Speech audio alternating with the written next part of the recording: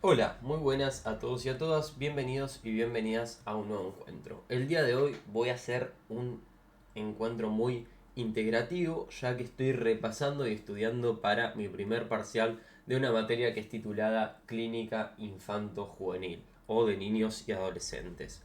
Así que vamos a ver aspectos muy integrativos, tocar muchos temas, y si estás cursando esta materia o te interesa saber un poco de lo que es la clínica infanto-juvenil, te invito a quedarte.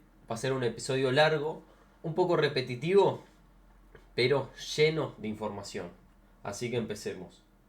La clínica infanto-juvenil es la clínica más difícil por las habilidades y competencias inherentes al clínico infanto-juvenil.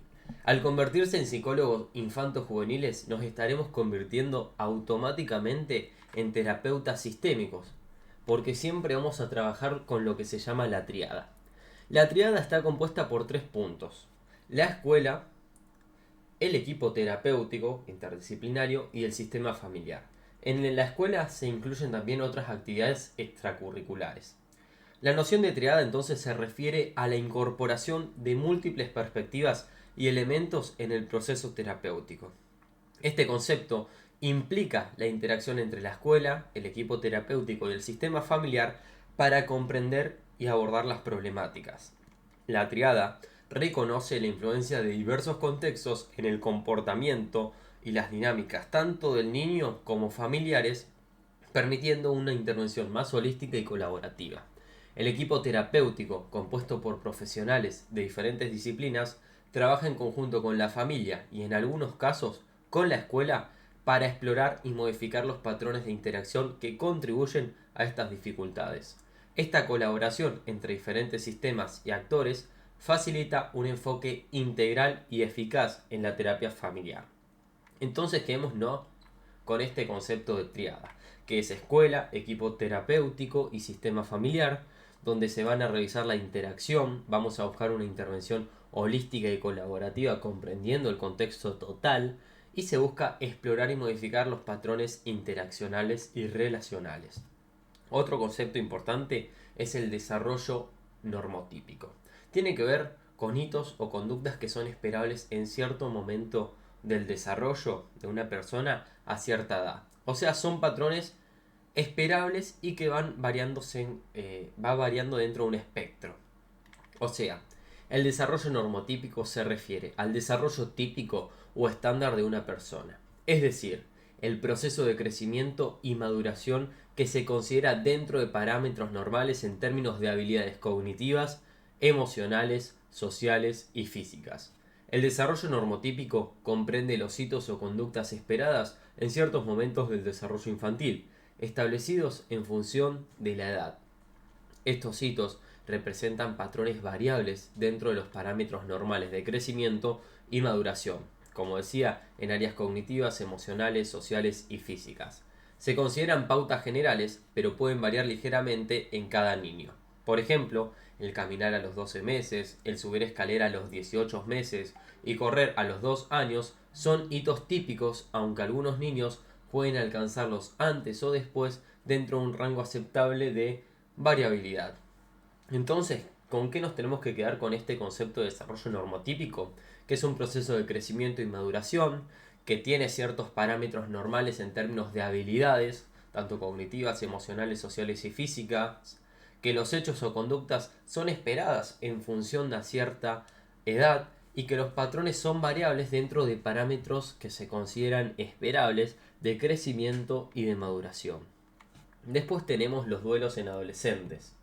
La adolescencia es una etapa de transición que está marcada por cambios socioemocionales y endócrinos significativos.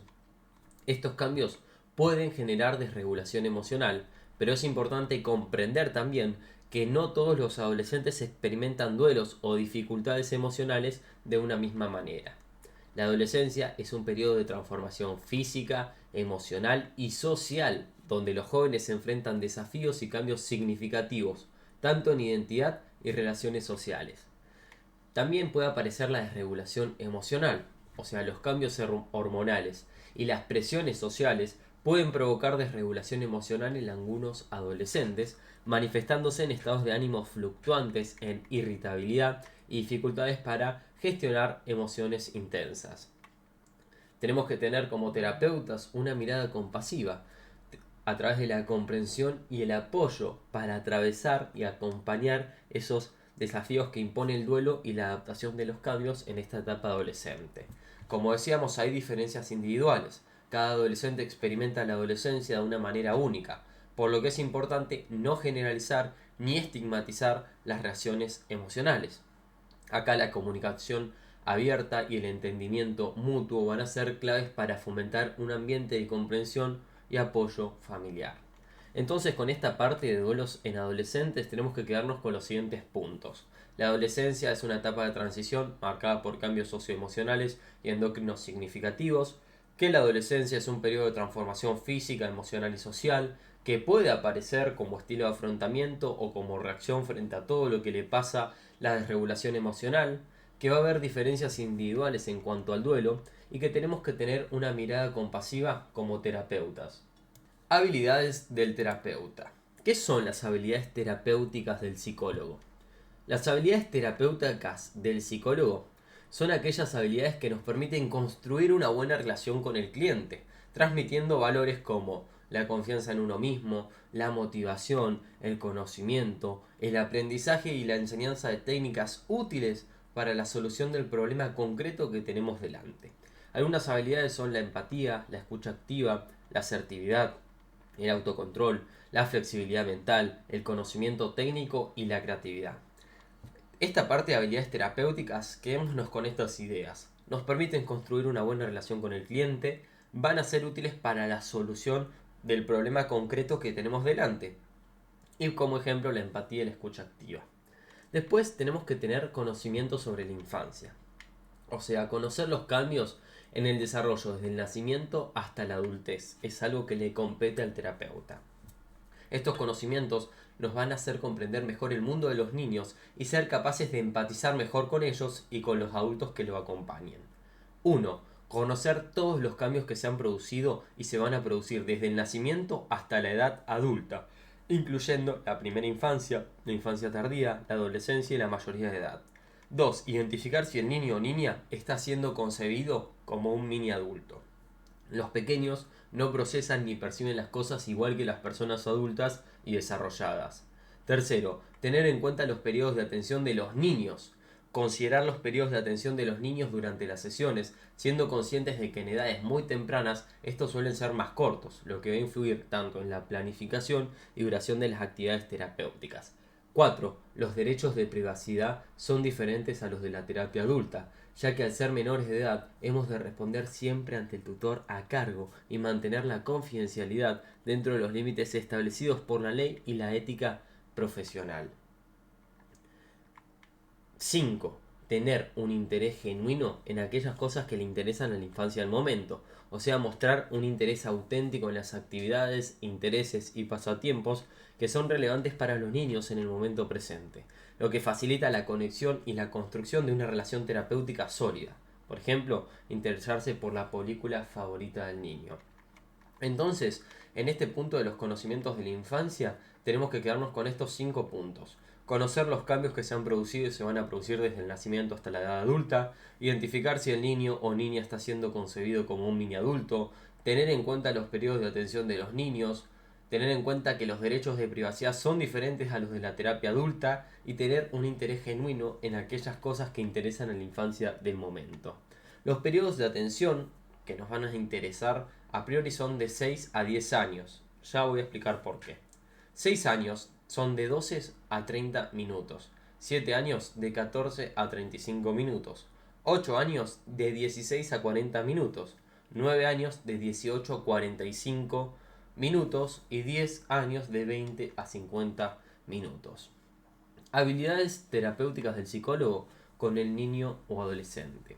Habilidades terapéuticas que nos van a ayudar a hacer que se sientan más cómodos en la terapia, adaptándonos a sus ritmos y a sus formas de comunicarse.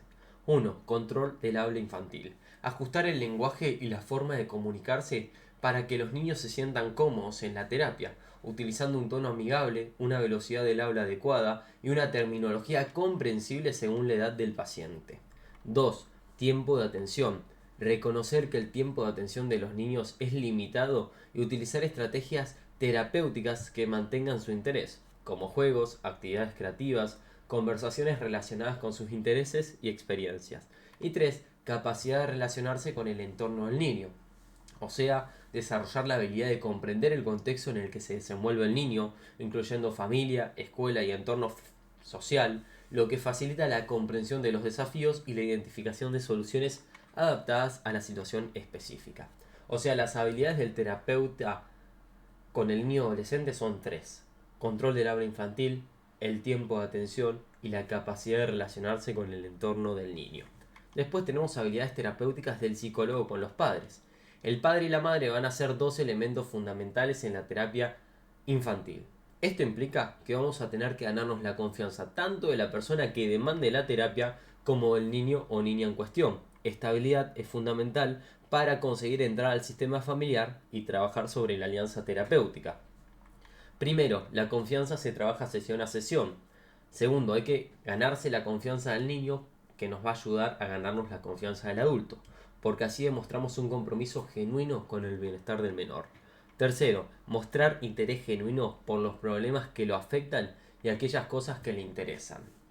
Entonces, las habilidades terapéuticas del psicólogo con los padres implican tener que ganarnos la confianza de la persona que demande la terapia, como del niño o niña en cuestión, para conseguir entrar a un sistema familiar y formar una alianza terapéutica. La confianza se va a trabajar sesión a sesión, hay que ganarse la confianza del niño para ayudarnos a ganar la confianza del adulto y debemos mostrar un interés genuino, auténtico por los problemas que lo afectan y por las cosas que le interesan. Formato de las sesiones. El diseño y la estructuración de las sesiones tienen que estar adaptadas al niño o a la niña, y hay ciertos factores a tener en cuenta. 1. Capacidad de atención que tienen los niños. Hay que ajustar la duración y el contenido de las sesiones según la capacidad de atención del niño, que aumenta con la edad. Se deben considerar intervalos para actividades lúdicas que mantengan su interés. 2. Hay edades en las que es muy poco productivo trabajar directamente. O sea, estamos hablando con menores de 6 años. En casos donde la edad del niño dificulte la terapia directa, se puede trabajar con padres para enseñarles estrategias terapéuticas que puedan aplicar en casa, fomentando así un entorno de apoyo continuo. O sea, trabajar con orientación a padres. Tercero, horarios de las sesiones. Es esencial programar las sesiones teniendo en cuenta el horario escolar, las actividades extracurriculares que realiza el niño y el nivel de cansancio con el que llega el niño a la consulta, ya que el cansancio va a afectar de alguna manera la eficiencia de la terapia. Cuarto, la primera sesión de entrevista van a estar tan solo los padres o por lo menos con uno de ellos. La primera sesión de entrevista se realiza con los padres o al menos uno de ellos. ¿Para qué? Para obtener una comprensión completa del contexto familiar, de las dinámicas, de las relaciones y la historia del desarrollo del niño. Quinto, presencia y ausencia de padres en la terapia.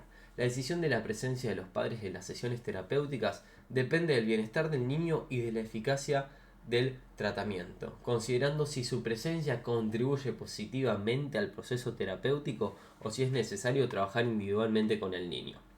Entonces, con el formato de las sesiones quedémonos con estos 5 puntos. La capacidad de atención que tienen los niños. Hay edades en que es poco productivo trabajar directamente, menores de 6 años, acá se recomienda hacer orientación a padres. Tercero, los horarios de las sesiones. Cuarto, la primera sesión de la entrevista estarán tan solo los padres o por lo menos uno de ellos. Y quinto, la presencia o ausencia de los padres o madres en terapia, en el desarrollo terapéutico. Importancia de los elementos del entorno. El entorno en el que trabajamos también es importante. Es algo que vamos a tener que cuidar y adaptar a nuestro público para que les resulte cómodo y con elementos atractivos. 1. Incluiremos elementos con colores claros, creando un ambiente acogedor y agradable para los niños, ayudando a establecer una atmósfera positiva en la sesión terapéutica. 2. Con un tamaño suficiente para que entren una mesa de adultos y una mesa pequeña adaptada al tamaño infanto-juvenil, garantizando comodidad y accesibilidad durante la terapia.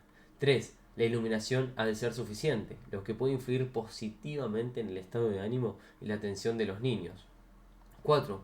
Tener acceso a juegos y juguetes infantiles, como son juegos de mesa, dibujos, libros infantiles, juegos de construcción, coches, juegos de casita, etc., con el fin de fomentar la creatividad, la expresión y el juego simbólico durante la terapia. Entonces quedémonos con estos puntos. La importancia de los elementos del entorno son 4. Incluir elementos con colores claros, tamaño suficiente para que quepa una mesa de adultos y una mesa pequeña adaptada al tamaño infanto-juvenil. La iluminación tiene que ser suficiente y tener acceso a juegos y juguetes infantiles. Normas para saber qué juguetes no incluir en nuestra sala. 1. No incluimos juguetes que hagan demasiado ruido ni aquellos que requieran mucho movimiento como espadas. Vamos a evitar 2. Vamos a evitar juguetes que tengan extremos afilados y partes tóxicas. 3. Es poco recomendable tener juguetes que promuevan estereotipos muy marcados. 4. Excluiremos aquellos videojuegos que no estén integrados en la terapia. O sea, repasando las normas. 1. No incluir juguetes que hagan mucho ruido ni que requieran mucho movimiento. 2. Evitar juguetes que tengan extremos afilados y partes tóxicas. 3. Va a ser poco recomendable tener juguetes que promuevan estereotipos muy marcados. 4. Vamos a excluir videojuegos que no estén integrados a la terapia. O sea, que no vayan en dirección de ese objetivo terapéutico planteado. La alianza se trabaja no solo con el niño, sino con el sistema en que está inmerso el mismo. La primera entrevista, como decíamos, es con los padres para abordar la historia de desarrollo, saber la perspectiva que ellos tienen sobre el niño, ver las dinámicas relacionales, etc. Lo que se devela no es solo lo que pone en peligro al niño o adolescente, sino podemos mantener informados a los padres, pero siempre cuidando nuestra alianza terapéutica y la privacidad del otro, o sea, el secreto profesional. Entonces tenemos que tener un cuidado con lo que divulgamos, velando por la privacidad y el respeto de los límites establecidos. En la adolescencia es la etapa donde se visualiza en mayor cantidad los trastornos de personalidad. Es una etapa de desarrollo donde existen muchos cambios neuroquímicos y sociales. Después tenemos el concepto de encuadre terapéutico. El encuadre terapéutico establece límites y condiciones de la terapia, definiendo qué puede y qué no puede suceder durante las sesiones. Esto incluye los derechos del paciente y del terapeuta, como la comunicación con los padres en caso de que se considere necesario por razones de seguridad. Acá hablamos de la peligrosidad de la integridad del paciente o de terceros. Ahora hablemos de la alianza terapéutica. Aportes al concepto de alianza terapéutica. Sigmund Freud en 1912 introdujo el concepto de transferencia positiva, destacando la importancia de la colaboración entre el paciente y el terapeuta. Después, Anna Freud, su hija, en 1946 enfatizó la necesidad de un apego afectivo entre el niño y el terapeuta como prerequisito fundamental para cualquier progreso terapéutico posterior. Consideraba este apego como un medio esencial para lograr la elaboración terapéutica. Tercero, Aline, 11 años después, en 1957, puso énfasis en la naturaleza curativa de la relación terapéutica en sí misma. Destacó que la experiencia compartida con el terapeuta es crucial y que puede llegar a actuar como un pivote para el cambio terapéutico, resaltando así la importancia de la relación terapéutica en el proceso de sanación. Entonces, con los aportes, quedémonos que Freud padre, habló de transferencia positiva y destacó la importancia de la colaboración entre el paciente y el terapeuta. Freud hija habla de un apego afectivo entre el niño y el terapeuta que es fundamental para el progreso terapéutico posterior. Y Aline pone énfasis en la propia naturaleza curativa de la relación terapéutica en sí mismas. Después aparece Bourdin en 1979, que en su modelo la alianza terapéutica está sostenida por tres pilares constitutivos e interdependientes. 1. El acuerdo respecto de las metas terapéuticas entre paciente y terapeuta. 2. El consenso, o sea, acuerdo y aceptación entre el terapeuta y paciente sobre las tareas a realizar en terapia y sus respectivos roles, o sea, encuadre terapéutico. 3. El vínculo afectivo entre paciente y terapeuta, que se centra en la calidad de la relación emocional entre ellos. Incluye elementos como la confianza mutua, la aceptación incondicional y la confidencialidad que contribuyen a la formación de un apego positivo. O sea, quedémonos con que la alianza tiene tres pilares. El acuerdo respecto de las metas terapéuticas entre paciente y terapeuta, un consenso entre las partes, o sea, terapeuta y paciente, sobre tareas y roles, o sea, lo que conocemos como un encuadre terapéutico, y tercero, que hay un vínculo afectivo entre paciente y terapeuta en una calidad de relación emocional entre ellos. Existen diferencias importantes entre autores respecto al significado del término de la alianza terapéutica, pero todos confluyen en reconocer que la alianza terapéutica implica, primero, una conexión emocional de apego con el terapeuta y segundo, una conexión cognitiva o de esperanza en el tratamiento y disposición para involucrarse en el mismo. Esta combinación entonces refleja un apego emocional como una confianza en la efectividad del proceso terapéutico. Características específicas de la alianza terapéutica en la psicoterapia con niños y adolescentes. 1. Son clientes involuntarios. Rara vez ellos consultan por sí mismos. En consecuencia, desde el inicio del tratamiento, las preocupaciones y motivación para el cambio reflejan los intereses de otros involucrados del niño. Esto puede generar que no haya un motivo de consulta claro o que el niño no quiere involucrarse en el proceso terapéutico. 2. Acuerdo de las metas terapéuticas. Estos objetivos no siempre coinciden con las metas de los niños y adolescentes y tampoco necesariamente con los planificados por el terapeuta, por lo que hay que llegar a un acuerdo. Y 3. La alianza terapéutica en niños y adolescentes es un desafío complejo por las múltiples relaciones que la determinan. Entonces hay que establecer una alianza entre el terapeuta y esta triada: escuela, equipo terapéutico y sistema familiar, que es obviamente muy complejo. Entonces, ¿cuáles son las características específicas de la alianza terapéutica en psicoterapias con niños y adolescentes? 1. Son clientes involuntarios. 2. Llegar a un acuerdo de metas terapéuticas. Y 3. La alianza terapéutica en niños y adolescentes es un desafío complejo por las relaciones que lo determinan. Los consultantes infantos juveniles dependen fuertemente de los entornos cercanos para su desarrollo y salud óptima. Un tratamiento efectivo debe considerar este elemento, ya que por muy buena alianza establecida con el terapeuta, esta va a tener poco impacto si no se realizan cambios contextuales para mejorar los motivos por los que va a terapia. Considerar el entorno familiar, social y educativo del niño o adolescente va a ser fundamental para abordar las causas que subyacen a sus dificultades y promover un cambio significativo en su bienestar psicológico y emocional. Algunas reflexiones.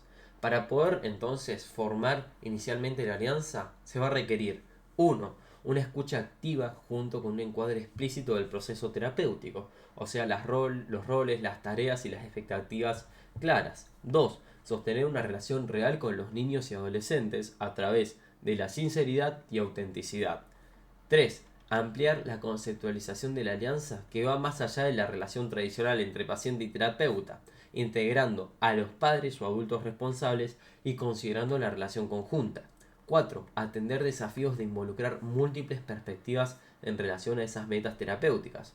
No solo considerar las necesidades del niño, sino también las del entorno familiar, entorno social y entorno educativo. 5.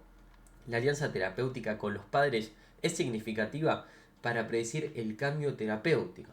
Esto lo hacemos a través de la orientación a padres. Entonces, los 5 puntos fundamentales para la formación inicial de la alianza son: una escucha activa junto con un encuadre explícito de procesos terapéuticos, roles, tareas y expectativas. Segundo, sostener una relación real con los niños y los adolescentes. Tercero, ampliar la alianza más allá de la relación paciente-terapeuta, integrando a los padres o adultos responsables y esa relación conjunta. Cuarto, atender el desafío de involucrar múltiples perspectivas en cuanto a las metas, no solo las necesidades del niño, sino ampliar. Y quinto, la alianza terapéutica con los padres va a ser significativa para poder predecir el cambio terapéutico y de alguna manera el éxito, por lo que también tenemos que trabajar en la orientación a padres.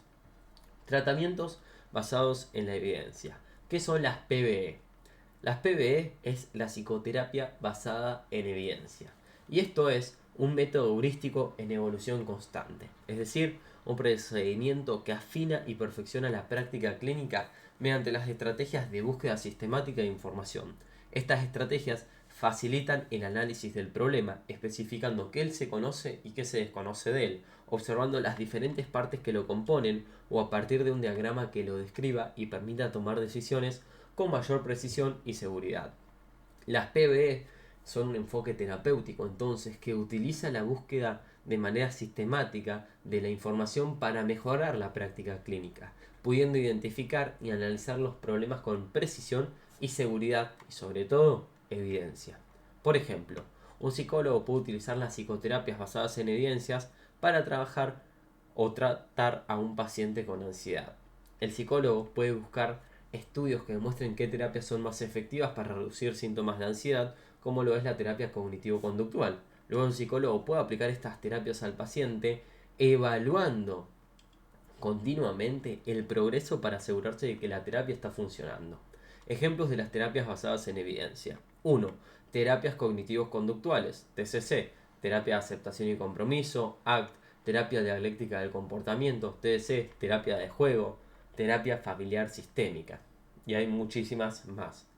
Entonces, la terapia basada en evidencia se considera la mejor práctica y es el enfoque que muchos psicólogos eligen para el tratamiento de síntomas psicológicos en el campo clínico. Por lo tanto, la psicoterapia basada en evidencia nos tenemos que quedar con estos puntos. Se refiere a un enfoque de tratamiento que se basa en la investigación científica y la evidencia empírica para guiar intervenciones terapéuticas. Este enfoque implica utilizar técnicas y estrategias que han demostrado ser efectivas a través de estudios controlados y de revisión de literatura científica. El objetivo es proporcionar tratamientos que estén respaldados con pruebas sólidas de eficacia en el abordaje de diferentes trastornos mentales y problemas psicológicos, que la terapia basada en evidencia se va a considerar siempre la mejor práctica. Por ejemplo, decíamos la TCC o terapia ACT. ¿Cuántos tratamientos psicológicos existen actualmente? Bueno, en la década de los 90 ya se encontraban listados más de 400 tratamientos psicológicos. Entre ellos podemos encontrar la terapia cognitivo-conductual, la terapia sistémica, la terapia humanista, la terapia racional emotiva conductual, la terapia cognitiva, la terapia breve centrada en las soluciones, la terapia neuropsicológica y la terapia psicoanalítica. Vamos a hablar un poquito de historia. Eysenck en 1952 nos dice que entre el grupo de pacientes en psicoterapias y el grupo control no había diferencias estadísticamente significativas. Lubowski y Singer mostraron que el efecto positivo de todas las psicoterapias era similar, indicando que todas eran efectivas en cierta medida. En los años 90, la APA, o sea American Psychological Association, estableció un grupo de trabajo dedicado a la promoción y difusión de los tratamientos psicológicos. Ahora bien, ¿cuáles son los criterios de evidencia científica? 1. Pacientes aleatoriamente asignados a grupos de tratamiento y control, reduciendo así el sesgo de selección de participantes. 2. Control riguroso. Hay un grupo con tratamiento, un grupo sin tratamiento y un control de grupo placebo. Esto para comparar los efectos del tratamiento en condiciones no tratadas o simuladas. Obviamente con las condiciones tratadas. Tercero, los tratamientos son manualizados, lo que significa que no se siguen protocolos, protocolos específicos y estandarizados para garantizar la consistencia de la aplicación del tratamiento. 4. Número fijo de sesiones, lo que permite una comparación equitativa de resultados entre los grupos. 5. Objetivos operacionalizados, o sea, los objetivos del tratamiento son claros y medibles, facilitando la evaluación de la eficacia del tratamiento. 6. Diseño ciego. Se utiliza un diseño ciego en el que los participantes y a veces los investigadores no conocen qué tratamiento está recibiendo cada grupo, minimizando el sesgo de la evaluación de los resultados. 7. Pacientes con solo un trastorno diagnosticados, evitando acá la comorbilidad, lo que permite una homogeneidad mayor en la muestra y una interpretación clara, o lo más clara posible, de los resultados. Y 8. Seguimiento después del tratamiento, para evaluar los efectos a largo plazo y la durabilidad de los resultados obtenidos. Entonces, los criterios de evidencia son 8.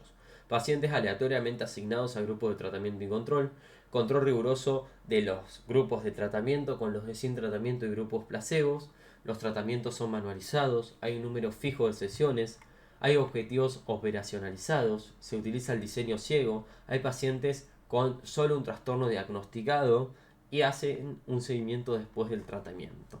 Hay también criterios de éxito, que son 3 conceptos muy importantes. Eficacia, que son resultados favorables en el contexto de la investigación.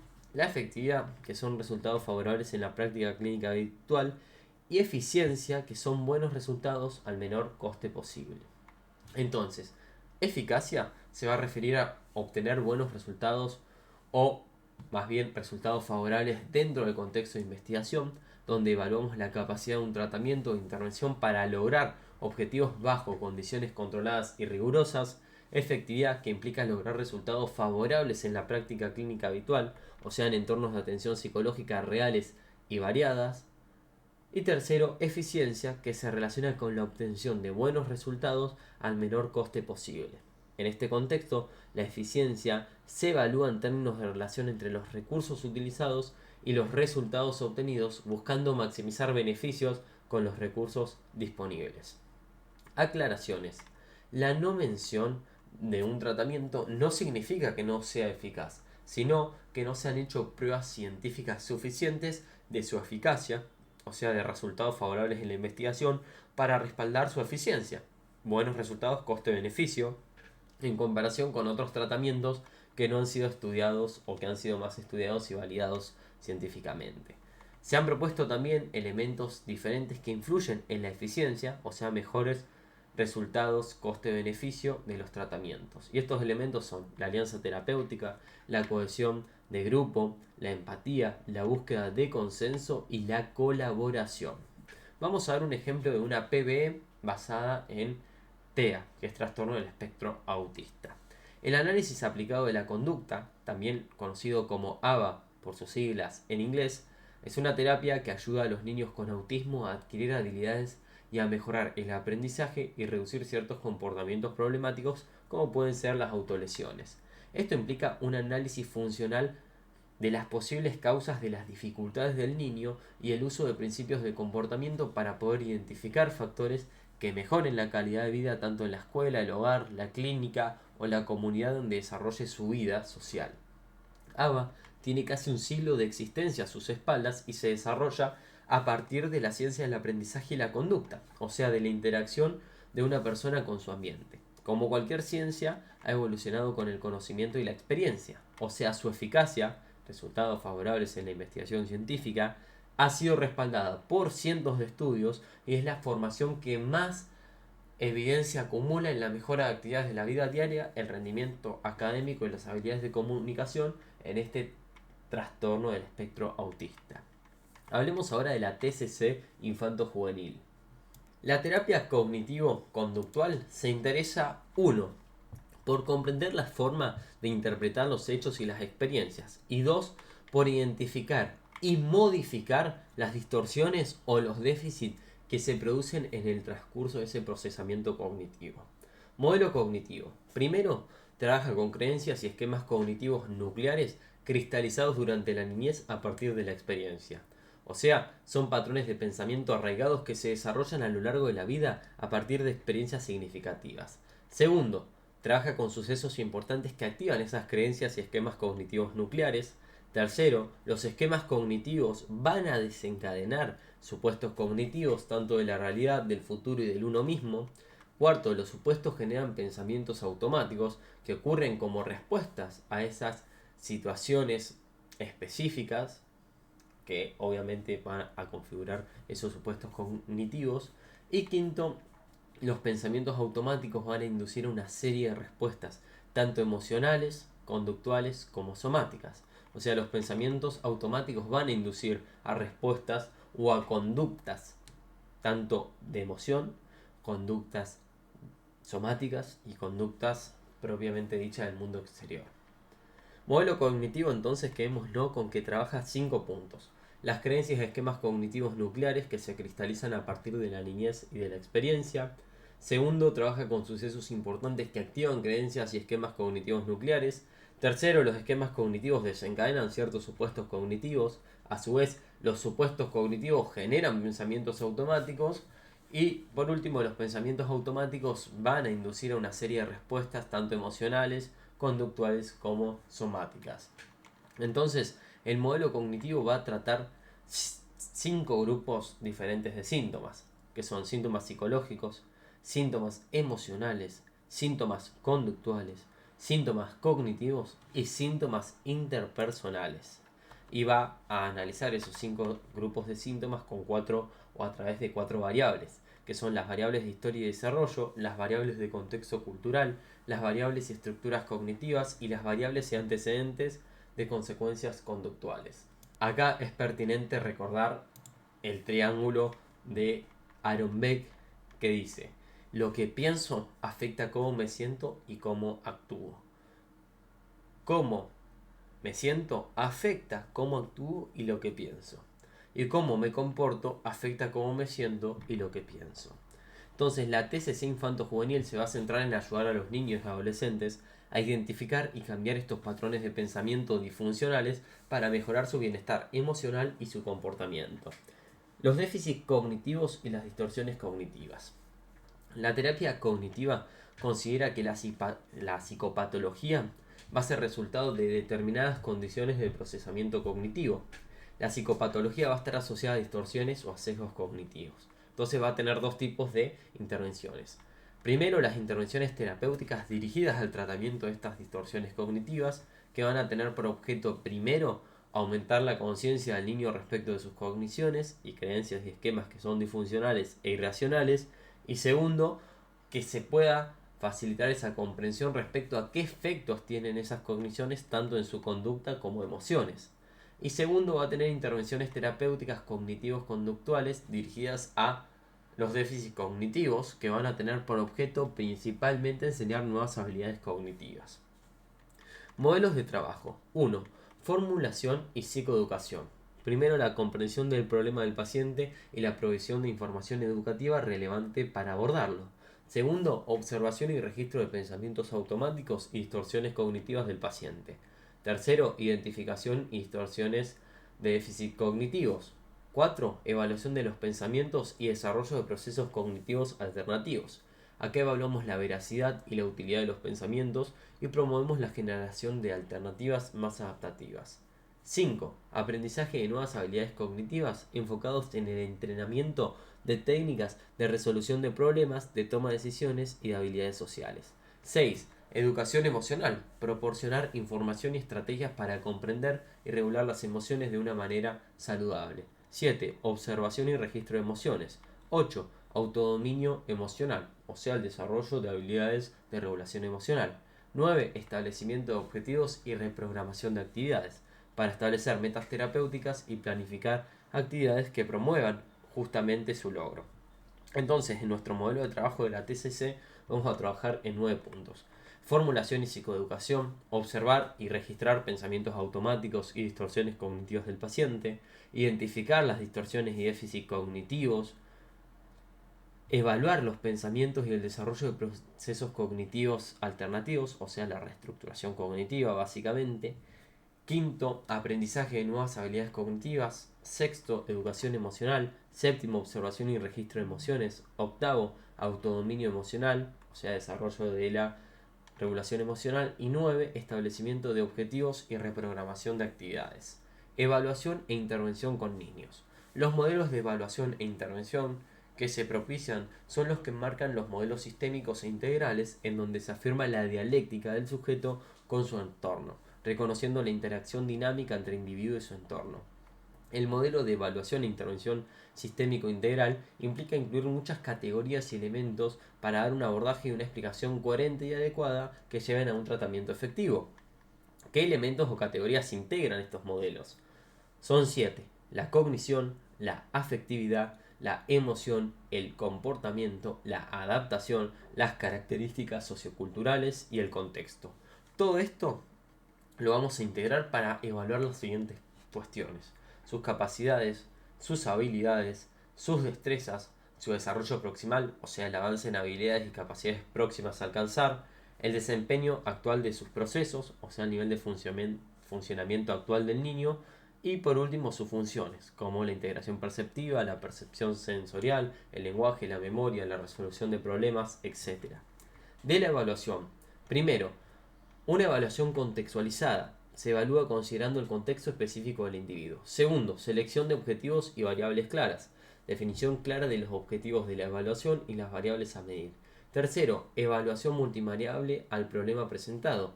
Se examinan múltiples variables relacionadas con el problema presentado. Cuarto, interrelación de variables. Se analiza cómo interactúan las diferentes variables entre sí. 5. Determinar áreas más afectadas y uso de métodos efectivos y adaptados al individuo. 6. Observar etiología, mantenimiento y efectos, o sea, el ABC de la conducta, o análisis de causas, perpetuación y efectos del problema. 7. contrastar información brindada por el sujeto. Acá hay que verificar la información proporcionada por el individuo y otros datos. O sea, en la evaluación de niños tenemos 7 puntos. Evaluar de manera contextualizada, seleccionar los objetivos y variables a tener en cuenta, evaluar a través de estas multivariables el problema que se presenta, interrelacionar las variables, determinar las áreas que están siendo más afectadas, observar la etiología, el mantenimiento y los efectos y contrarrestar la información brindada por el sujeto. Por otro lado, en la intervención tenemos 5 puntos, que es fijar objetivos generales y objetivos específicos, fijar objetivos que desarrollen habilidades y destrezas de los diferentes contextos, determinar y priorizar las principales áreas de interrelación, cuarto, implementar técnicas y estrategias adecuadas y por último, realizar déficit de objetivos, o sea, cumplir todos los objetivos. Entonces, de la intervención son 5 puntos. 1. Fijar objetivos generales y específicos. 2. Fijar objetivos que desarrollen habilidades, destrezas en diferentes contextos. 3. Determinar y priorizar las principales áreas de interrelación. 4. Implementar técnicas y estrategias adecuadas. 5. Realizar déficit de objetivos. TCC infanto-juvenil. Para beneficiarse de la terapia cognitivo-conductual, debemos ser capaces de realizar tareas que promuevan el autoconocimiento y el desarrollo de habilidades emocionales, y algunas de estas tareas incluyen 4 puntos. Primero, acceder a los propios pensamientos y comunicarlos, a través de técnicas como el enfoque indirecto, hablar de lo que otros podrían estar pensando o el uso de globos tipo cómic para representar pensamientos o situaciones hipotéticas. 2. Concebir atribuciones alternativas respecto a los acontecimientos, fomentando visiones más flexibles y adaptativas y funcionales. Tercero, tener conocimiento y ser consciente de las diferentes emociones, o sea, trabajar en la identificación, comprensión y expresión adecuada de emociones, utilizando herramientas, por ejemplo, el juego de marionetas, escenificaciones con muñecos, explorando pensamientos, sentimientos y eventos que se asocian a esas emociones. Cuarto, relacionar y vincular los pensamientos, los sentimientos y los hechos, o sea, establecer conexiones entre pensamientos, sentimientos y eventos, o sea, conductas, para mejorar la comprensión y la regulación emocional. Entonces, quedémonos acá con esto.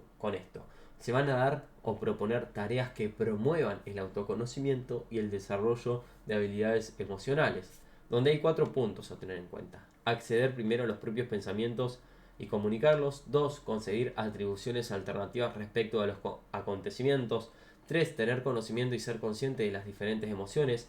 4. Relacionar y vincular los pensamientos, los sentimientos y los hechos. Esto a través de 8 técnicas que las mencionamos recién. Acceder a los propios pensamientos, el enfoque indirecto, hablar de lo que otros pueden estar pensando, a través de técnicas globos tipo cómic correspondiente a pensamientos o a cómics generativos, a través de situaciones hipotéticas, a través de juegos de marionetas o escenificaciones con muñecos, trabajando en la conciencia y el conocimiento de las propias emociones y trabajando en los pensamientos con la relación y vinculación de sentimientos y los acontecimientos. Terapia cognitivo-conductual para adolescentes.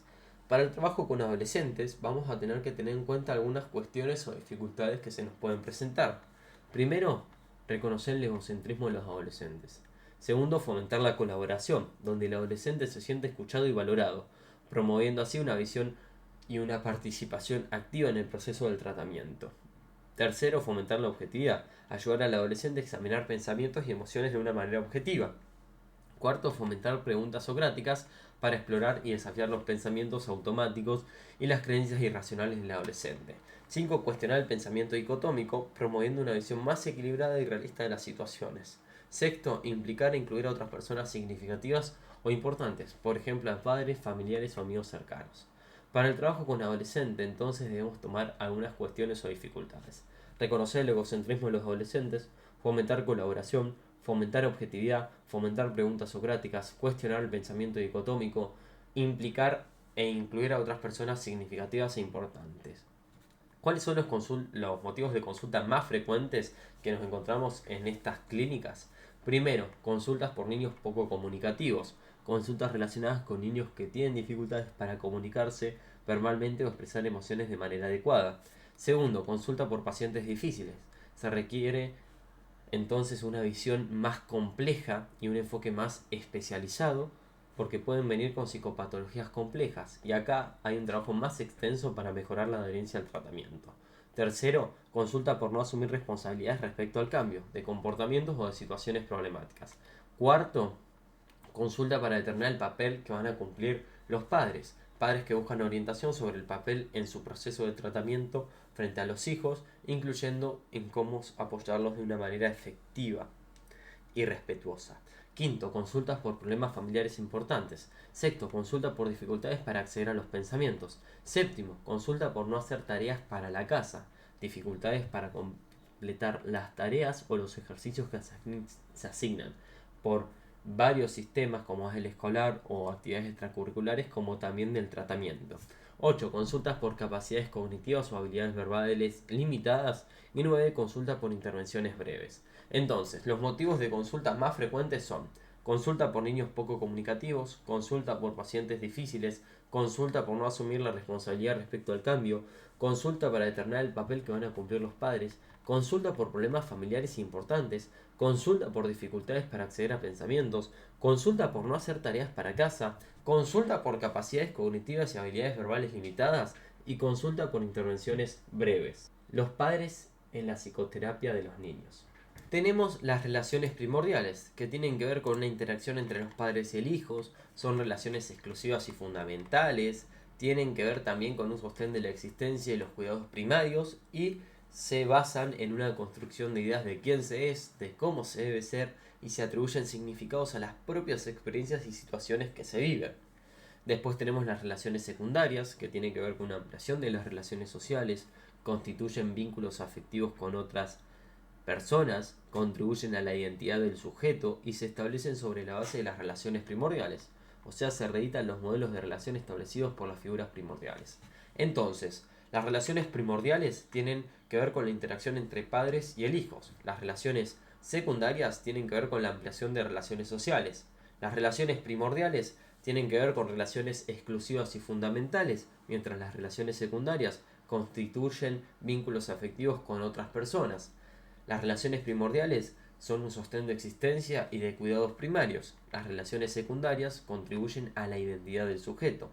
Las relaciones primordiales tienen que ver con una construcción de ideas de quién se es, cómo se debe ser y se atribuyen significados a experiencias y situaciones que vive el sujeto, mientras las relaciones secundarias se establecen sobre la base de relaciones primordiales, o sea, se reeditan los modelos de relación establecidos con las figuras primordiales. Lugar de los padres en el tratamiento con niños. Las posibilidades de relación del terapeuta con los padres de los niños son varias y podrían diferenciarse a partir de distintos factores que entran en juego en la situación problemática y en las motivaciones que están en la base de la consulta. Acá vamos a tener en cuenta las características individuales del niño, las condiciones del entorno, las particularidades de los vínculos afectivos entre el niño y los otros. Y se van a abrir 5 posibilidades de relación. Excluir a los padres del tratamiento, mantener a los padres informados, permitir a los padres en las sesiones, tratarlos de modo simultáneo aunque sea de forma separada y por último tratar a los padres por los trastornos del hijo en vez de al hijo, o sea, orientación a padres. Entonces, repasando este punto, ¿qué lugar ocupan los padres en el tratamiento de los niños? Esto va a depender de factores que se ponen en interrelación en la situación problemática y las motivaciones que estén como base de consulta, o sea, como motivo de consulta. Vamos a tener que analizar 3 puntos para definir esta posición. Primero, las características que son propias del niño. Segundo, cómo es el contexto y condición del entorno. Tercero, las particularidades que se dan entre el niño y otros de forma afectiva. Ese análisis nos va a abrir 5 posibilidades. Como decía, primero, excluir a los padres del tratamiento. Segundo, mantener a los padres informados. Tercero, permitir a los padres en las sesiones. Cuarto, tratarlos de modo simultáneo aunque sean de maneras separadas. Y quinto, tratar a los padres por los trastornos del hijo en vez del hijo. Orientación a padres. Vamos con la primera. Incluir a los padres dentro del tratamiento. Esta posición va a enfatizar en la realidad psíquica interna del niño como objeto de la intervención. Vamos a considerar, si nos paramos desde acá, que las modificaciones que se logran a este nivel tienen efectos sobre otros factores, consiguiendo así transformaciones en el entorno y en la relación del niño con sus padres. Se va a partir del supuesto de que la relación con ellos es más un obstáculo que una ayuda. El punto de vista de los padres no puede ser muy exacto, ya que va a estar sesgado por su propia interpretación de los hechos. Entonces la posición de excluir a los padres en el tratamiento es una posición que se centra en la realidad psíquica del niño como objeto de la intervención, que las modificaciones que logremos en la realidad psíquica del niño van a tener un efecto sobre, por ejemplo, el entorno y la relación con los padres y otras personas. Vamos a partir, si nos paramos acá, del supuesto de que la relación de los niños con los padres es más un obstáculo que una ayuda para los objetivos terapéuticos, y esto parándonos en que los padres pueden tener un sesgo de la propia interpretación de los hechos. La segunda posición es mantener a los padres informados. Esto es una manera de incluir a los padres, quienes pretenden aliviar sus dudas y ansiedades, ya que al recibir información sobre lo que sucede en el proceso terapéutico, pueden tener la sensación de que mantienen el control sobre la situación y el desarrollo de la vida de su hijo. El terapeuta va a explicar de manera general a los padres lo que sucede en el proceso, pero siempre manteniendo la ética, o sea, sin revelar datos particulares sobre la identidad del niño ni del tratamiento. Acá hay que tener en cuenta que si trabajamos con niños muy pequeños o gravemente perturbados, va a ser casi inevitable el contacto con los padres. La demanda insistente de información por parte de los padres es un indicador de que necesitan o tienen necesidad de un espacio terapéutico para ellos mismos. Entonces, revisando esta segunda posición de mantener a los padres informados, tenemos que saber que es una manera de incluir a los padres, que los va a ayudar a tener la sensación de que tienen mayor control sobre la situación y el desarrollo de la vida de su hijo. El terapeuta les va a explicar lo que sucede en el proceso, o sea, los va a mantener informados sin revelar datos sobre la intimidad y el tratamiento, o sea, guardando un secreto y una ética profesional. Va a tener en cuenta que si trabaja con niños muy pequeños o gravemente perturbados, va a ser casi inevitable este contacto con los padres, y que si se da una demanda insistente de información es más un indicador de la necesidad propia de los padres de una psicoterapia. La tercera posición es permitir a los padres participar en las sesiones. Incluir a los padres en las sesiones con el niño entonces puede ser una opción para abordar ciertas dificultades de la relación que se consideran que juegan un papel fundamental en la sintomatología del niño, como puede ser una situación de divorcio o de separación de los padres. Acá vamos a buscar abrir un espacio para pensar más que nada en la dinámica de la relación y buscar ciertos recursos y posibilidades. El terapeuta va a posicionarse desde su rol como un interlocutor de la experiencia de los padres y de los niños. Acá se va a trabajar con una doble transferencia del terapeuta a padres y del terapeuta con el niño, y se va a presentar dentro de un contexto terapéutico. Sí, también va a entrar la ética del terapeuta de si puede abordar esta doble transferencia o será necesario derivar a alguien más capacitado. El centro de atención entonces en esta posición está más que nada en la relación, en la interacción y en los roles ocupados por cada integrante. Repasando, la tercera posición es permitir a los padres participar en las sesiones. Puede ser una opción, como decíamos, para abordar las dificultades relacionales que juegan un papel en la sintomatología del niño. Acá pensamos en la dinámica de las relaciones de aquel sistema y buscamos recursos y nuevas posibilidades más funcionales. El terapeuta se posiciona como mediador o interlocutor de las experiencias subjetivas de padres, pareja y del niño. Se va a dar una doble transferencia con la que tiene que estar listo el terapeuta para trabajar, y va a ser parte de su ética, que es de terapeuta a padres y terapeutas a niños, a ver si está listo para realizarla y utilizarla de manera efectiva en base a los objetivos. Y el centro de atención va a ser lo relacional, lo interaccional y los roles. La cuarta posición tiene que ver con tratarlos de modo simultáneo, aunque sea de manera separada. Cuando consideramos que las características de los padres son determinantes también en la manifestación del problema del niño, podemos pensar en incluirlos poniendo como estrategia la intervención del trabajo terapéutico para ambos, pero cada uno con un encuadre de trabajo individual y con una elaboración propia de los conflictos internos de cada parte. Algunos terapeutas consideran adecuado hacerse cargo tanto del proceso del niño como de los padres, pero, como decía hace un rato, debemos pensar en el efecto negativo que puede tener la doble transferencia. Entonces, este punto de tratarlos de modo simultáneo, aunque separadamente, tenemos que considerarlo cuando las características propias de los padres están ahí subyacentes a la manifestación del problema del niño.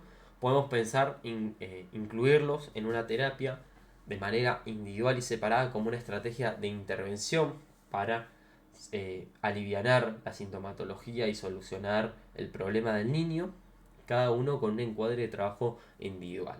Acá, si lo queremos hacer nosotros, vamos a tener que ver si podemos e ir más allá del efecto negativo que puede tener la doble transferencia. Y por último, tratar a los padres por los trastornos del hijo en vez de al hijo en sí mismo.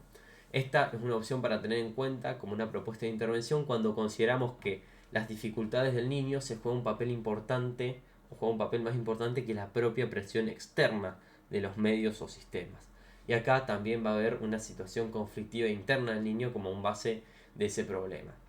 Entonces se considera posible, a través de la psicoterapia con los padres, modificar las dinámicas de la relación y de esta manera acceder a cambios en el niño. O sea, esta última posición de tratar a los padres por el trastorno del hijo en lugar del niño incluye una propuesta cuando el papel del problema del niño es más importante que las presiones externas, cuando hay también como base del problema una situación interna conflictiva del niño, y acá consideramos como terapeutas que la psicoterapia con padres va a modificar esas dinámicas relacionales y acceder a cambios en el niño, porque estamos hablando obviamente de la terapia para niños.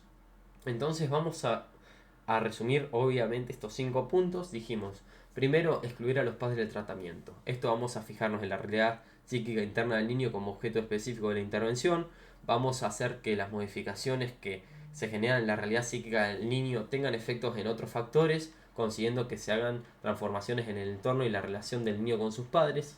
Acá también partimos del supuesto de que los padres van a ser más un obstáculo que una ayuda por su visión sesgada en la interpretación de los hechos. Segundo punto o posición era mantener a los padres informados, que es una manera de incluirlos, dándole una sensación de control sobre la situación y desarrollo del niño, pero siempre también manteniendo una ética y su secreto profesional. O sea, siempre va a contar las cosas de un modo grosso, o sea, general y sin revelar datos particulares de la intimidad del niño ni del tratamiento. Obviamente que si trabajamos con niños muy pequeños o con perturbaciones graves, siempre el contacto con los padres va a ser necesario, y que la demanda insistente de información va a ser una indicación de que los padres necesitan más una psicoterapia para ellos mismos, así que tenemos que actuar ahí éticamente. La tercera posición era permitir a los padres participar en las sesiones. Esto es una intervención estratégica cuando vemos que las dificultades relacionales entran o cumplen un factor importante en la sintomatología del niño. Entonces vamos a incluirlos para trabajar las dinámicas relacionales y buscar recursos y posibilidades. El terapeuta acá actúa como un interlocutor de la experiencia de los padres y del niño. Va a tener que trabajar con la doble transferencia del terapeuta a padres y del terapeuta con el niño, y el centro de atención va a ser la relación, la interacción y los roles. 4. Está tratarlos de modo simultáneo, aunque separadamente. Es cuando se considera que las características de los padres son determinantes en la manifestación de la problemática del niño. Podemos pensar entonces en incluirlos proponiendo como estrategia de intervención el trabajo terapéutico para ambos, pero cada uno con el trabajo individual. Y obviamente acá también pensamos el efecto negativo de la doble transferencia. Y por último, y cerrar este gran tema, es tratar a los padres por los trastornos del hijo en lugar de trabajar con el niño. Acá es cuando las dificultades del niño tienen un papel más importante que las presiones externas, y la base del problema es una situación conflictiva interna propia del niño. Y acá el terapeuta considera que la psicoterapia con los padres y modificar esas dinámicas relacionales van a tener un efecto directo sobre el niño, o sea, cambios en el niño y en la problemática que se trabaja. El papel del terapeuta. El terapeuta se inserta en medio de una relación en la que es necesario reconocer que existe una doble condición de dependencia, del niño hacia sus padres y de los padres hacia el niño. La información que presentan los padres, su punto de vista de la situación, la valoración de los recursos que hay en ellos para atender las necesidades del hijo, van a ser aspectos fundamentales con los que el terapeuta debe contar para emprender el tratamiento. Acá estamos hablando de características específicas de cada caso. En un primer momento, las principales funciones del terapeuta son escuchar y contener. Luego debe preocuparse por aclarar el panorama que presentan los padres. La preocupación de los padres muchas veces no corresponde al motivo de consulta inicial.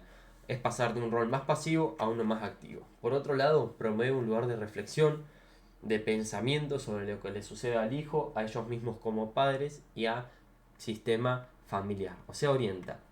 Y siempre va a ir fortaleciendo y modificando las alianzas. Entonces, el papel del terapeuta es el siguiente: reconocer la doble condición de dependencia, Saber que en un primer momento sus funciones son más de escuchar y de contener, y que luego tiene que aclarar el panorama que presentan los padres, o sea, empieza con un rol más pasivo y se va volviendo cada vez más activo, donde va a intentar, o desde su rol, va a promover un lugar de reflexión para pensar lo que le sucede a los padres como pareja, al hijo en esa posición y a la familia como sistema, y va a ir fortaleciendo y modificando las alianzas. Por otro lado tenemos el papel de los padres. Para los padres solo es posible respaldar el tratamiento si esas ansiedades que le genera la figura del terapeuta no se hacen insoportables, o sea, si son capaces de hacerse cargo de sus emociones negativas que los invaden y no las pasan al acto. Entonces las características individuales de los padres juegan un papel muy importante en el control emocional, y también van a depender hasta cierto punto de la actitud que tome el terapeuta y de su capacidad de contención sobre los padres. Por lo tanto, el punto de partida para la terapia infanto-juvenil es reconocer la relación con los padres, o del terapeuta con los padres, es fundamental e imprescindible, y esta relación entre terapeuta y padres tiene características que es compleja, que es necesaria y casi siempre inevitable. El papel de los padres, entonces, tenemos que quedarnos que para los padres solo es posible respaldar el tratamiento si esas ansiedades que le genera la figura del terapeuta no se hacen insoportables, que estas características individuales de los padres juegan un papel muy importante en el control emocional y que se pueden regular hasta cierto punto por las actitudes del terapeuta y por las habilidades de contención del mismo. Tenemos que saber que la relación con los padres es fundamental e imprescindible, y que la relación entre terapeuta y padres va a ser compleja, necesaria y casi inevitable. Evaluación psicológica en la clínica infanto-juvenil. Características de la evaluación infanto-juvenil. 1. El niño es un ser en continua evolución, aspecto que convierte a la evaluación en un hecho puntual, por lo que se deberá prestar especial atención a la edad, sexo y a su nivel de desarrollo, teniendo en cuenta patrones tanto normativos como sociales. Son los padres, por iniciativa propia, recomendación o derivación, los que acuden a la consulta para buscar soluciones a los problemas de su hijo.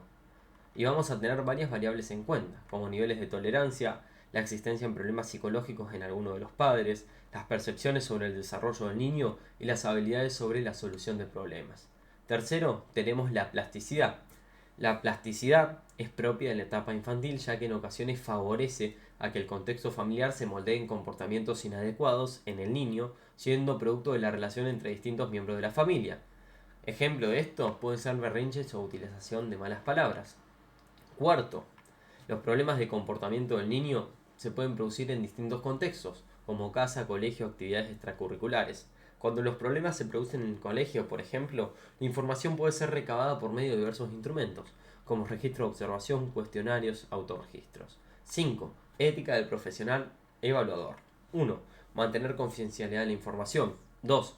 Reducir el uso de etiquetas diagnósticas. 3. Pedir el consentimiento y comparación del sujeto evaluado, o sea, habilidades del terapeuta. 4. Consentimiento informado por parte de padres y tutores. 5. Evitar el uso de procedimientos que amenacen la integridad del niño. 6. Hacer un uso adecuado de los adultos obtenidos en la evaluación. 6. La información recogida no solo se encuentra en la conducta, o sea, nuestra información en la evaluación infanto-juvenil, no solamente tenemos que poner el enfoque en la conducta problema, sino también vamos a obtener información sobre aspectos positivos del niño o niña, y eso nos puede jugar a favor en nuestras intervenciones.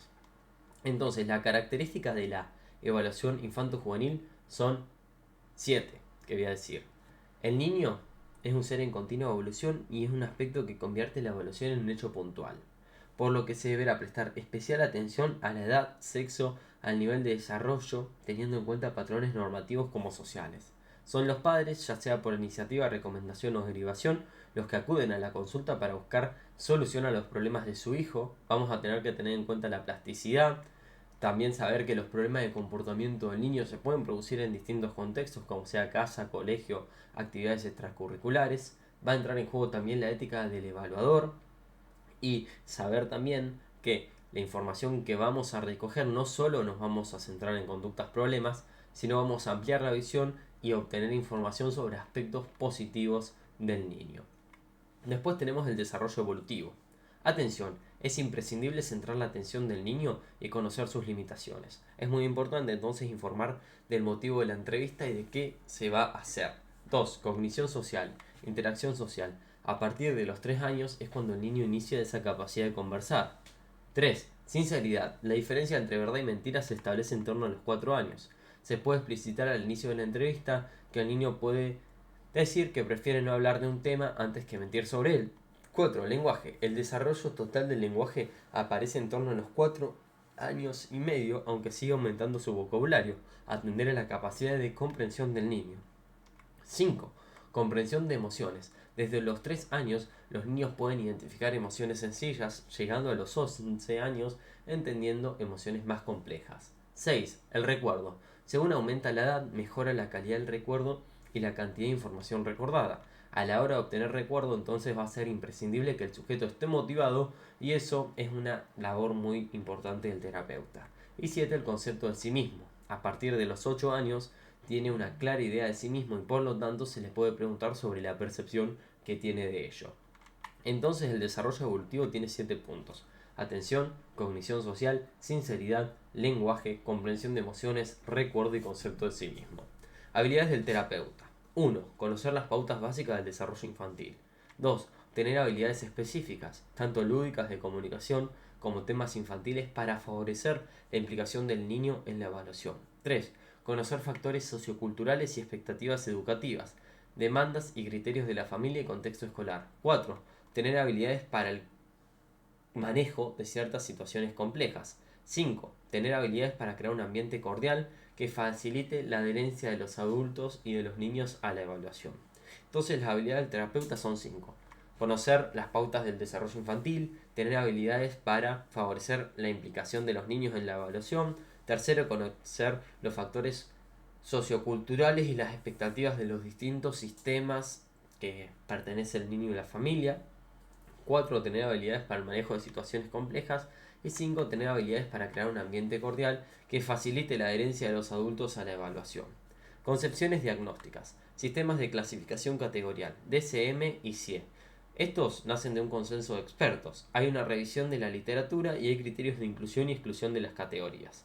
Después tenemos el sistema de clasificación dimensional, que se han focalizado más bien en crear sistemas de clasificación de forma empírica, o sea, a través de la experiencia, para lo cual realizan análisis estadísticos o factoriales de numerosos datos, agrupando los síntomas que con mayor probabilidad pertenecen a cada categoría. Hay 3 grandes dimensiones: problemas de externalización, problemas de conducta, hiperactividad, o sea, visibles; problemas de internalización, ansiedad y depresión, o sea, problemas invisibles; y problemas mixtos.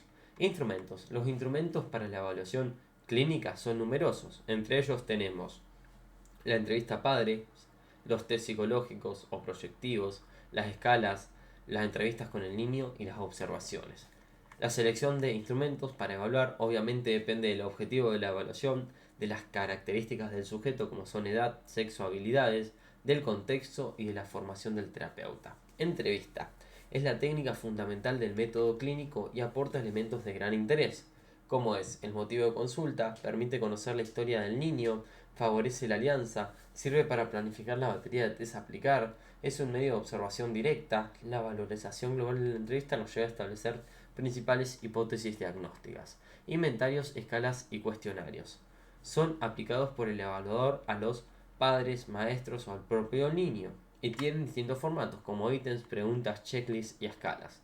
Son instrumentos fáciles de aplicar y se suelen utilizar antes y después de la intervención a fin de evaluar los cambios experimentados. Etapas de evaluación. Etapa 1. Primera toma de contacto. Evaluación general. Sesión 1. Etapa 2. Evaluación integral. Sesiones 2 y 3. Etapa 3. Devolución. Sesión 4. Etapa 4. Tratamiento. Sesión 5 y posteriores. Etapa 5. Seguimiento y prevención de recaídas. Últimas 2-3 sesiones. Etapa 1. Es la primera toma de contacto y de evaluación general que se da en la sesión número 1. Hay una primera entrevista con los padres y una entrevista con el niño, posterior. Se explorará motivo de consulta, inicio de problema y principales relaciones funcionales. Se priorizará el establecimiento de una relación terapéutica adecuada con el niño y los adultos. Luego realizar entrevistas de admisión y anamnesis con los padres del niño adolescente. Vamos a explicar en qué consiste la evaluación, qué vamos a evaluar, qué técnicas utilizamos, y el tiempo estimado de evaluación, que generalmente son 5 encuentros. Entonces la etapa 1 es la etapa de toma de contacto y de evaluación general que se da en la sesión 1, que consiste en una primera entrevista con padres y después con niños, en donde se explora motivo de consulta, inicio de problema y principales relaciones funcionales, en donde se prioriza el establecimiento de una relación terapéutica adecuada con el niño y los adultos, en donde vamos a explicar en qué consiste la evaluación, qué vamos a evaluar, qué técnicas utilizamos y el tiempo estimado de dicha evaluación. Recordamos, hay una entrevista de admisión completa con los responsables del niño adolescente, va a haber señalamiento de posibles hipótesis de trabajo, de aproximación a un diagnóstico diferencial, vamos a pedir estudios previos o si se ha realizado tratamientos en el pasado, vamos a pedir informes médicos y escolares y vamos a firmar un consentimiento informado.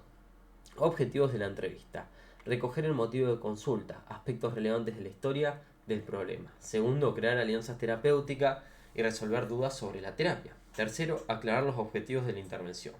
La primera entrevista con los padres. La historia clínica debe ser flexible. El psicólogo necesita ampliar o reducir el formulario según la problemática de cada paciente. La historia clínica debe ser aplicada con un lenguaje claro y plantear los puntos de intensidad emocional en el momento adecuado. En la primera entrevista con el niño tenemos 3 objetivos: recoger el motivo de consulta y los aspectos relevantes del problema, crear una alianza terapéutica, o sea, enganchar al niño y resolver las dudas sobre la terapia, y conocer el grado de motivación del niño y sus objetivos. Entonces, para cerrar esta parte de etapa 1, repasemos. Objetivos de la entrevista: recoger motivo de consulta y aspectos relevantes de la historia del problema, crear la alianza terapéutica y resolver dudas sobre la terapia y aclarar los objetivos de la intervención. En la primera entrevista con los padres, la historia clínica debe ser flexible, el psicólogo se tiene que ampliar o reducir ese formulario según la problemática y debe ser aplicada con un lenguaje claro y plantear los puntos de mayor intensidad en momentos adecuados. La primera entrevista con el niño, por otro lado, tiene el objetivo de recoger también el motivo de consulta y ver los aspectos relevantes de la historia del problema, después crear la alianza terapéutica con el niño y resolver dudas sobre la terapia y conocer el grado de motivación del niño y los objetivos. Después ya pasamos a la etapa de evaluación, que es la etapa 2, que es de la evaluación integral que se da entre las sesiones 2 y 3, donde se hace un uso de pruebas estandarizadas y registros pertinentes. Y también en caso de ser necesario se va a contactar con personas o instituciones que sean relevantes, como colegio, familia. Entonces la etapa 2 es de evaluación integral, que sean sesiones 2 y 3, donde se hacen pruebas estandarizadas y registros pertinentes al caso, y en caso de faltar información o necesitar ampliar, se piden informes a personas o instituciones relevantes. Etapa 3 es la etapa de evolución que se da en la sesión número 4. Al finalizar la evaluación vamos a realizar una devolución que tiene que ser un informe con las características generales que se hicieron en la etapa 2, o sea, la etapa de evaluación. La devolución de información se da tanto a padres como al niño, adaptando siempre la explicación a cada caso, y se establecen los objetivos de intervención y se va a explicar el plan concreto para alcanzarlos. O sea, la etapa 3, conocida como la etapa de evolución, se da en la sesión 4, donde se hace una evaluación donde se sugiere entregar informe con las características generales de la evaluación. Esta evaluación se hace tanto a padres como al niño, adoptando una explicación adaptada a cada caso. Se van a establecer objetivos de intervención y se va a explicar el plan concreto para alcanzarlos. La etapa 4 es la etapa del tratamiento, que empieza en la sesión 5 y posteriores. Acá es la intervención tanto con los padres como el niño en función de los objetivos establecidos y obviamente también en la posición que hayamos tomado respecto a los padres. La duración de la misma puede ser variable y se va a recomendar siempre volver a evaluar de forma exhaustiva y cuantificable ciertas variables medidas en la evaluación a fin de contrastar si se avanzó y se fueron consiguiendo los objetivos planteados. Entonces la etapa 4 es de tratamiento, que sea en la sesión 5 y posteriores, donde hay una intervención tanto con los adultos como con el niño en función de sus objetivos y que la duración puede ser variable.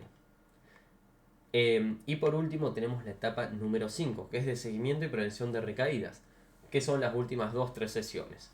Conforme se vayan alcanzando los objetivos, se van a ir espaciando las sesiones con el fin de comprobar el mantenimiento de los logros y el manejo autónomo de las situaciones. Va a ser fundamental anticipar futuras situaciones difíciles evaluando tanto a los adultos como al niño y esa capacidad de resolver las situaciones con sus estrategias entrenadas hasta el momento. Entonces la etapa 5 es seguimiento y prevención de recaídas y son las últimas 2-3 sesiones.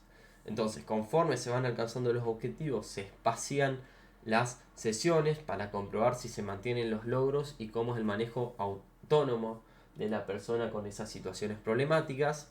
Y va a ser fundamental poder anticipar futuras situaciones difíciles haciendo una evaluación de los adultos como el niño y de su capacidad de resolver las estrategias, las situaciones, digo, con las estrategias entrenadas hasta ese momento. Entonces, vamos a hacer un repaso más de las etapas de evaluación rápida. Etapa 1, primera toma de contacto y evaluación general, sesión 1.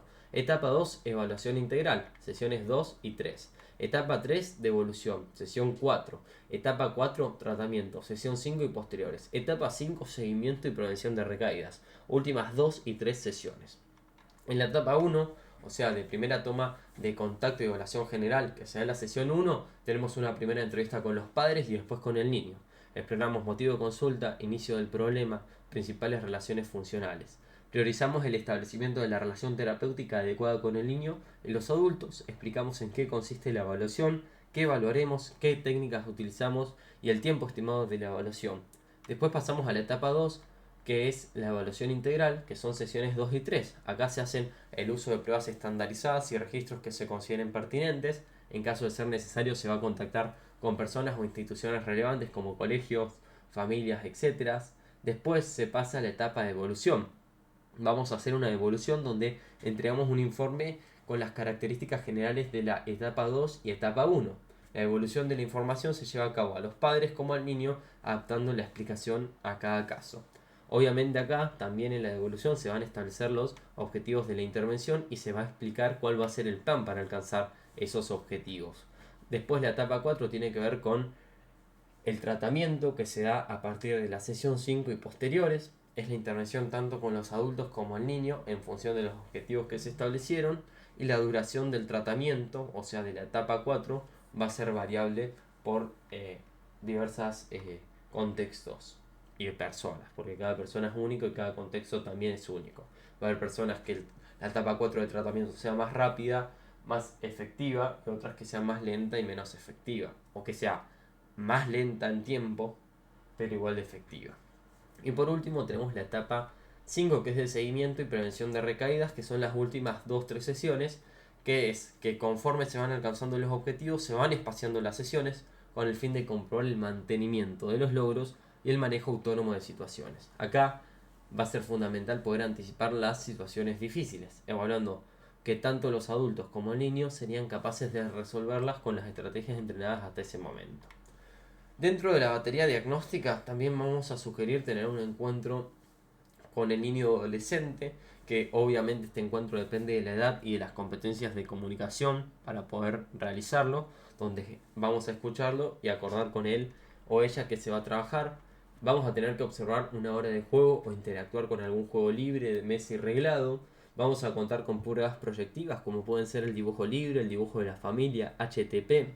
En caso de determinar luego de la entrevista de admisión la necesidad de evaluar con pruebas psicométricas o escalas de desarrollo, tenemos que contemplar el tiempo que va a durar esa evaluación y también conocer y saber aplicar y ser pertinente a esas pruebas. Acá están, por ejemplo, las pruebas screening. Los test screening o despistaje son técnicas que permiten observar la presencia o ausencia de determinada variable en una población. En caso de administrar un test screening a nivel individual, la información obtenida permite elegir otras técnicas diagnósticas de mayor profundidad o, si llegara a ser necesario, o bien diseñar alguna estrategia de intervención que sea conveniente y pertinente al caso. Entonces, para cerrar este grandioso encuentro y resumen, vamos a decir que hay que recordar siempre la importancia de un buen diagnóstico, de una buena evaluación que sea completa, de que estemos especializados y actualizados en las técnicas, y todo este conjunto de factores y variables va a proporcionar bases para que el tratamiento sea exitoso y va a lograr prevenir que la situación clínica del paciente se vuelva más compleja y que el tratamiento se vuelva, en vez de beneficioso para él, contraproducente. Así que muchas gracias.